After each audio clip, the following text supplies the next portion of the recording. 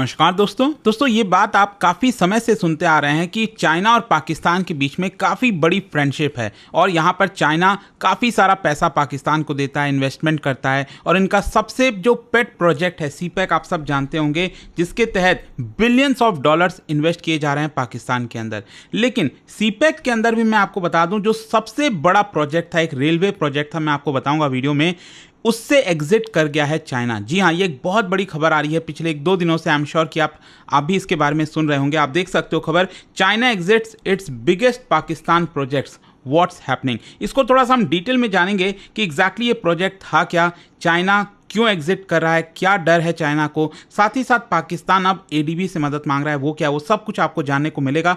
चलिए आगे बढ़ते हैं। लेकिन उससे पहले आप सबको बता दूं, आप में से जो भी लोग यूपीएससी की तैयारी कर रहे हैं, चाहे 2026 हो, 27 हो, 28 हो, किसी भी साल की आप प्रिपरेशन करना चाहते हैं, सभी के लिए बैचेस अवेलेबल हैं स्टडी IQ पर। इनफैक्ट आज से ही हमारा 2027 वाला बैच दोस्तों स्टार्ट हो रहा है, लॉन्ग टर्म बैच। अगर आप इसको ज्वाइन करना चाहते हैं, यूज कर सकते हैं ये code Ankit live, link comment section में दिया हुआ है। कोई भी प्रॉब्लम है बैच से रिलेटेड, ये फोन नंबर है, आप इस पर कॉल करिए, मेरी जो टीम है वो आपको अच्छे से गाइड करेगी। चलिए शुरुआत करते हैं। सबसे पहला क्वेश्चन ये है कि ये ML1 प्रोजेक्ट है क्या। इसका मतलब है मेन लाइन 1। ये बेसिकली रेलवे आर्टरी है, रेलवे का प्रोजेक्ट है कराची से पेशावर। मैं आपको थोड़ा सा मैप में दिखाता हूँ। ये आप देख सकते हो बलूचिस्तान जो सबसे बड़ा प्रोविंस है, यहाँ पर आप देख पा रहे होगे। तो मेनली यहाँ पर 4 मेन प्रोविंस आपको देखने को मिलेंगे। ये बलूचिस्तान है, ऊपर जो खैबर पख्तूनख्वा हो गया, फिर यहाँ पर है पंजाब और नीचे हो गया सिंध। तो सिंध में आपको मिलता है कराची। ये जो कराची पोर्ट आप सब जानते हैं, 1971 में काफ़ी बड़ी मार झेलनी पड़ी थी इसको। खैर जो भी है, कराची से यहाँ पर जो पूरा रेलवे प्रोजेक्ट है कुछ इस तरह से जो है ऊपर की तरफ खैबर पख्तूनख्वा मतलब इस्लामाबाद होते हुए ये खैबर पख्तूनख्वा में जो पेशावर है वहाँ तक ये बनाया जाना था, और इसी को हम कहते हैं मेन लाइन 1। और इसकी जो टोटल लेंथ अगर आप देखोगे करीब 1700 किलोमीटर के आसपास बताई जा रही है। और इनिशियली जो इसका एस्टिमेट बताया जा रहा था प्रोजेक्ट बनाने का, वो था $6.8 बिलियन। लेकिन क्या है कि यहाँ पर काफ़ी डिलेज देखने को मिला है। अगेन मैं आपको आगे बताऊँगा कि ये डिले हुआ क्यों। लेकिन यहाँ पर इंपॉर्टेंट ये है कि ये जो आर्टरी बनाई जा रही थी, ये रेलवे लाइन बनाया जा रहा था कराची से पेशावर। ऐसा नहीं है कि यहाँ पर पहले रेलवे लाइन नहीं था, ये रेलवे लाइन पहले बिछी हुई है, लेकिन ये जो पर्टिकुलर प्रोजेक्ट है उसको एडवांस किया जा रहा था। मतलब जो ट्रैक्स हैं, जैसे भारत में ज़्यादातर जगह आप सब जानते हैं कि डबल ट्रैक्स आपको देखने को मिलेंगे। एक तरफ जो गाड़ी है, रेलगाड़ी है, वो इधर की दिशा में जाती है, दूसरी तरफ इधर से आती है, राइट। तो यहाँ पर क्या है कि ट्रैक की डबलिंग की जानी थी, और वहाँ पर जो लैंड एक्विजिशन वगैरह होना था, फिर लोगों को रिहैबिलिटेट करना था, ये सब था। फिर इसके अलावा जो मॉडर्न सिग्नलिंग सिस्टम है वो बिछाया जाना था इस पूरे प्रोजेक्ट में 1700 किलोमीटर के एरिया में। और इसके साथ साथ जो डिज़ाइन स्पीड है उसको अपग्रेड किया जाना था, ताकि जो पैसेंजर ट्रेन है वो 140 से 160 किलोमीटर की रफ्तार से जो है इस पर्टिकुलर ट्रैक पर चल सके। और इसके अलावा फ्रेट कॉरिडोर का जो एनहांसमेंट है वो भी किया जाना था। मतलब जो माल गाड़ी होती है उसका जो पर्टिकुलर ट्रैक है उसको भी अपग्रेड किया जाना था। तो इंपॉर्टेंस ये है कि ये जो पर्टिकुलर प्रोजेक्ट था ये बैकबोन था पाकिस्तान रेलवे का। मतलब कि आज के डेट में भी ज़्यादातर जो गुड्स और पैसेंजर है वो इसी पर्टिकुलर रेल के थ्रू पेशावर तक जाते हैं, ठीक है। तो ये काफ़ी इंपॉर्टेंट है, लेकिन इसको अपग्रेड करना था क्योंकि उस अभी जो एग्जिस्टिंग ट्रैक है उस पर काफ़ी ज़्यादा भार हो गया है। अच्छा, यहाँ पर मैं आपको थोड़ा सा टाइमलाइन बताता हूँ। 2015 से 16 के बीच में अगर आप देखोगे तो ये मेन लाइन 1 कंसीव किया गया था, जो कि सीपैक प्रोजेक्ट लॉन्च किया गया। सीपैक आप सब जानते हैं, चाइना पाकिस्तान इकोनॉमिक कॉरिडोर, जो कि आपका पाकिस्तान ऑक्यूपाइड कश्मीर से होकर भी गुजरता है। और यहाँ पर आप सब देख ही सकते हैं कि इसका जो पूरा लेन है वो आपको ग्वादर तक जाता हुआ देखने को मिलेगा, और इसमें बहुत सारी चीज़ें की जा रही हैं। तो जब ये लॉन्च किया गया था सीपैक प्रोजेक्ट, इसमें सबसे बड़ा जो प्रोजेक्ट है ये मेन लाइन 1 ये यहाँ पर लाया गया। और बेसिकली यहाँ पर यही था कि पाकिस्तान की जो इकोनॉमी है उसको और फास्ट फॉरवर्ड किया जाए ये मेन लाइन 1 प्रोजेक्ट लाकर। लेकिन क्या है कि यहाँ पर 4-5 सालों तक डिले होता रहा। मतलब प्रोजेक्ट का जो कॉस्ट है वो भी एस्केलेट होगा, क्योंकि आप समझिए अगर 5 साल कोई प्रोजेक्ट डिले होता है तो इसका मतलब उसमें पहले जो आपने एस्टिमेट किया था कि कॉस्ट उसमें 6-7 बिलियन डॉलर लगेगा, तो जाहिर सी बात है वो भी बढ़ने वाला है। और इसके अलावा एक और प्रॉब्लम ये था कि पाकिस्तान सॉवरेन गारंटी देने के लिए रेडी नहीं था। मतलब कि अगर चाइना के फाइनेंसर्स को अगर कोई लॉस होता है तो यहाँ पर पाकिस्तान उसके लिए रेडी नहीं था कि क्या वो कीमत चुका पाएगा कि नहीं चुका पाएगा, या फिर अपनी ज़मीन गिरवी पर दे पाएगा कि नहीं, क्योंकि पाकिस्तान यहाँ पर श्रीलंका में आपने देखा हम्बनटोटा पोर्ट चाइना ने ले लिया। खैर 2023 से 24 में क्या होता है कि चाइनीज़ वर्कर्स के ऊपर कई सारे टारगेटेड अटैक्स होते हैं, मतलब स्पेशली चाइनीज़ वर्कर्स को टारगेट किया जाता है और इसीलिए चाइना काफ़ी ज़्यादा चिंतित होने लग गया। मार्च 2024 में एक डेडली सुसाइड अटैक हुआ था शांगला में, जहां पर चाइनीज़ इंजीनियर्स को मार दिया गया था, जिसकी वजह से बीजिंग बहुत ज़्यादा कंसर्न हुआ और इसीलिए चाइना ने फाइनली पाकिस्तान को कहा कि हमें अपनी सिक्योरिटी वहाँ पर लाने दो। मतलब पाकिस्तान के अंदर जो चाइनीज़ सिक्योरिटी है वो चाइना से पाकिस्तान में आती ताकि चाइनीज़ वर्कर्स को प्रोटेक्शन दिया जा सके। लेकिन पाकिस्तान भी कहीं ना कहीं इसके लिए रेडी नहीं हो पा रहा था, उसको डोमेस्टिक प्रेशर काफ़ी झेलना पड़ता कि यहाँ पर आप कैसे अपने देश को बेच सकते हो, मतलब बाहर के देश का कोई आर्मी जो है वो आपके देश में आ रहा है सिक्योरिटी प्रोवाइड करने के लिए। लेकिन अब फाइनली जो है यहाँ पर चाइना ने इससे विड्रॉ कर लिया है और साथ ही साथ पाकिस्तान जो है वो ADB की तरफ जा रहा है, एशियन डेवलपमेंट बैंक की तरफ, ताकि $2 बिलियन का लोन दे सके। मैं आपको बताऊंगा ये लोन किस लिए। लेकिन यहां पर अब क्वेश्चन ये है कि चाइना ने स्टेप बैक क्यों किया, चाइना इस प्रोजेक्ट से पीछे क्यों हट गया। सबसे पहला मैंने आपको बताया कि चाइनीज़ वर्कर्स के ऊपर काफ़ी अटैक्स हो रहे थे, चाइना के प्रोजेक्ट्स को तोड़ा जा रहा था, स्पेशली बलूचिस्तान में बलोच लिबरेशन आर्मी के द्वारा जो इंसर्जेंट्स हैं। फिर इसके अलावा जो चाइना है वो डिमांड कर रहा था स्ट्रॉन्गर प्रोटेक्शन की और पाकिस्तान भी यहाँ पर उनके डिमांड्स को मीट नहीं कर पा रहा था। फिर फाइनेंशियल कंस्ट्रेंट भी है, चाइना जो है वो डेट क्राइसिस से गुजर रहा है, तो IMF का प्रोग्राम ये कहता है कि आप सॉवरेन गारंटी नहीं दे सकते। मतलब यहाँ पर मान लो ये जो प्रोजेक्ट मैंने आपको बताया पेशावर से कराची पूरा रेलवे लाइन, अगर पाकिस्तान यहाँ पर कह भी देता कि हम सॉवरेन गारंटी लेने के लिए रेडी हैं, लेकिन IMF का कहना था कि आप दे नहीं सकते क्योंकि IMF से भी पैसे चाहिए पाकिस्तान को। फिर इसके अलावा जो प्रोजेक्ट कॉस्ट है वो भी लगातार बढ़ रहा था और चाइनीज़ लेंडर्स के लिए अट्रैक्टिव नहीं लग रहा था।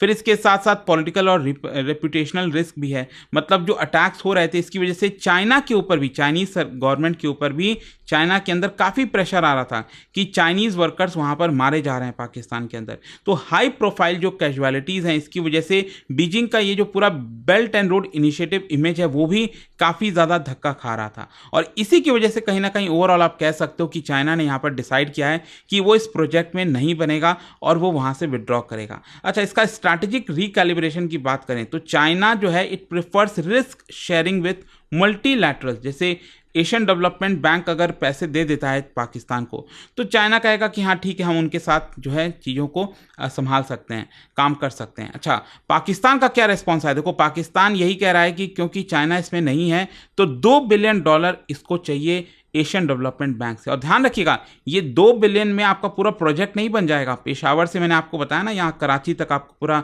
अपग्रेड करना है रेलवे लाइन, तो ये पॉसिबल ही नहीं है। लेकिन यहाँ पर पाकिस्तान चाहता है कम से कम ये वाला जो सेक्शन है ना, रोहरी आप देख रहे हो यहाँ पर, रोहरी से लेकर नीचे कराची तक ये वाला जो रेलवे लाइन का सेक्शन है ये बहुत ज़रूरी है पाकिस्तान के लिए, क्योंकि क्या होता है कि ये इनलैंड फ्रेट में काफ़ी काम आता। यहाँ पर आसपास से जहाँ से भी सामान है वो इधर आते और फिर वहाँ से उस सामान को आराम से कराची पोर्ट तक लाया जा सकता था। और दूसरा एक और है कि आप सब जानते होंगे रेको डिक के बारे में।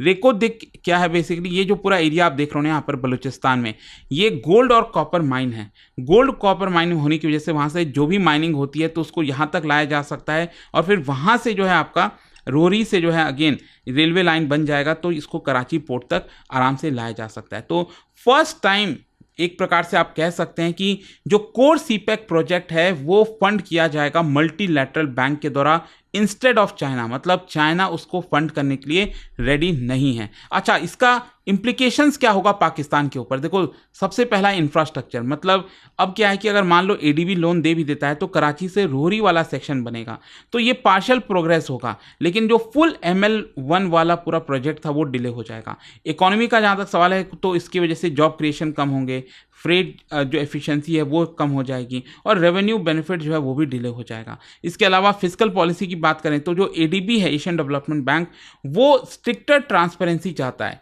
वो चाइना की तरह नहीं कि बस पैसे दे दिया और अपने आप में ही कुछ ना कुछ काम कर रहे हैं। तो ट्रांसपेरेंसी और प्रोक्योरमेंट रूल्स जो हैं वो चाइनीज़ लोन्स के मुकाबले और ज़्यादा स्ट्रिक्ट होंगे। और सीपेक के लिए भी मोमेंटम, मतलब कि यहाँ पर जो चाइनीज़ डोमिनेंस है उसका डिक्लाइन हो रहा है, और पॉसिबली यहाँ पर आप कह सकते हैं कि डाइवर्सिफिकेशन हो रहा है फंडिंग सोर्सेज का।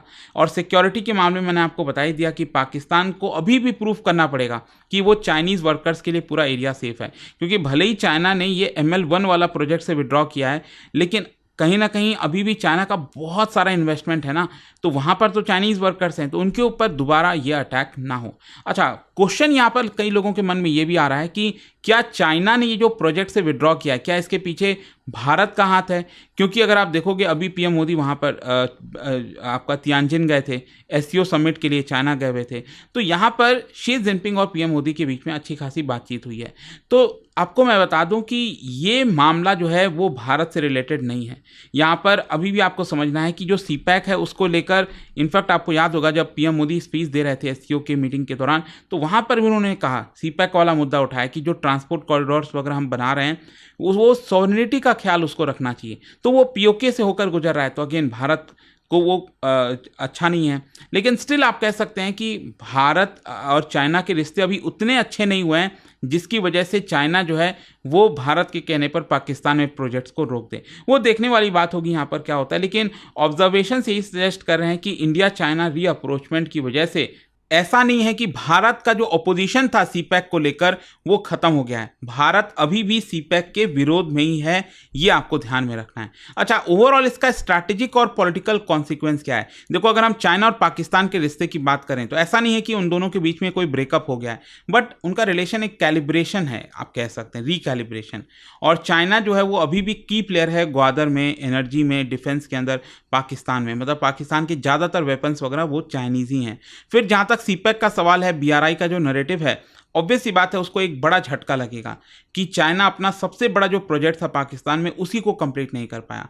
और रीजनल जियोपॉलिटिक्स भी आपको देखने को मिलेगी। ADB जो है वो इन्वॉल्व हो रहा है, जिसकी वजह से चाइना का जो एक्सक्लूसिव होल्ड था सीपैक पर वो डाइल्यूट हो जाएगा, कम हो जाएगा। और कहीं ना कहीं यहाँ पर भारत, US, वेस्टर्न बैक जो इंस्टीट्यूशंस हैं उनको एक स्पेस मिल सकती है पाकिस्तान में। अच्छा, सिक्योरिटी एंगल की बात करें तो बलूचिस्तान इंसर्जेंसी और जो मिलिटेंट ग्रुप्स हैं उन्होंने बेसिकली बार बार अटैक किया है चाइनीज़ लिंक्ड साइट्स के ऊपर। 2023 से 25 के बीच में अगेन यहाँ पर चाइना के ऊपर काफ़ी अटैक देखने को मिले।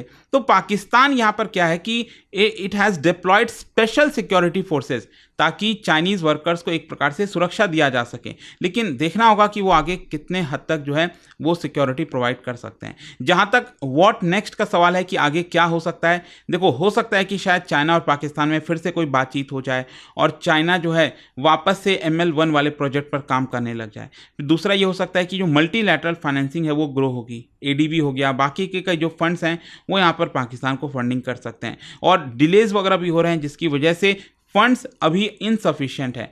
ML1 को हो सकता है कि छोटे छोटे पीसेस में बनाने की कोशिश की जाएगी। तो लेट्स सी इसको लेकर क्या होता है। कंक्लूजन यही है कि चाइना ने जो विड्रॉ किया है ना ML1 से, जो कि लार्जेस्ट सीपैक प्रोजेक्ट है, ये टर्निंग पॉइंट आप कह सकते हो। ये रिफ्लेक्ट करता है कि सिक्योरिटी थ्रेट, पाकिस्तान का फिजिकल डिस्ट्रेस और बीजिंग जो है वो कहीं ना कहीं कॉशियस हो रहा है इन सारे चीज़ों की वजह से। लेट्स सी आगे क्या होगा यहाँ पर, बट आई होप कि इस वीडियो के थ्रू जितनी भी इंपॉर्टेंट चीज़ें थी, जो खबरें सुनने को मिल रही थी, वो आपको समझ में आई होंगी। और जाने से पहले एक इंटरेस्टिंग क्वेश्चन आप सभी के लिए, क्या बता सकते हो यहाँ पर ये माउंटेन पासेस के नाम दिए गए हैं, ये आपको अरेंज करना है नॉर्थ टू साउथ, ऊपर से नीचे की तरफ। और इसका जो राइट आंसर आप सब जानते हैं, मेरे इंस्टाग्राम पर तो मिलेगा ही, वहां पर अगर आप नहीं हो कोई बात नहीं, टेलीग्राम से ले सकते हैं इसका सही उत्तर। और दोस्तों, जैसा मैंने आपको बताया, अगर आप UPSC की तैयारी कर रहे हैं, कोई भी बैच चाहते हैं, you just have to use this code Ankit live, link comment section में, ताकि मैक्सिमम डिस्काउंट मिले आपको। कोई भी अगर आपको प्रॉब्लम है बैच से रिलेटेड, ये फोन नंबर दिया, आप इस पर कॉल करिए, टीम जो है वो आपको अच्छे से गाइड करेगी।